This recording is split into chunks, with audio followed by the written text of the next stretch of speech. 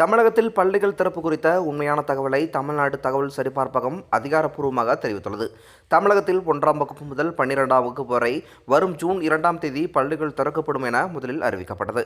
இதையடுத்து வெயிலின் தாக்கம் அதிகமாக இருந்ததால் பள்ளிகள் திறப்பு தள்ளிப்போகும் என தகவல் வெளியானது.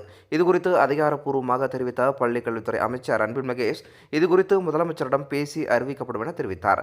ஆனால் தமிழகத்தில் தென்மேற்கு பருவமழை முன்கூட்டியே தொடங்கியதால் வெயிலின் தாக்கம் குறைந்தது. இதனால் பள்ளிகள் திறப்பு தள்ளி போகாமல் ஜூன் 2ஆம் தேதியே திறக்கப்படும் என தெரிவிக்கப்பட்டது. ஆனால் இதையடுத்து ஜூன் 9ஆம் தேதி தான் பள்ளிகள் திறக்கப்படும் என தகவல் பரவியது. இந்த நிலையில் இந்த தகவல் குறித்து தமிழ்நாடு அரசின் தகவல் சரிபார்ப்பகம் அதிகாரப்பூர்வமாக அறிவித்துள்ளது.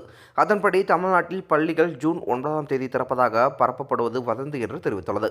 இதனால் ஜூன் 2ஆம் தேதி பள்ளிகள் திறப்பது உறுதியாகியுள்ளது. எனவே தமிழ்நாட்டில் ஜூன் 9ஆம் தேதி பள்ளிகள் திறப்பு என வெளியாகும் செய்தி வதந்தி எனவும் திட்டமிட்டபடி ஜூன் 2ஆம் தேதி பள்ளிகள் திறக்கப்படும் எனவும் தெரிவிக்கப்பட்டுள்ளது.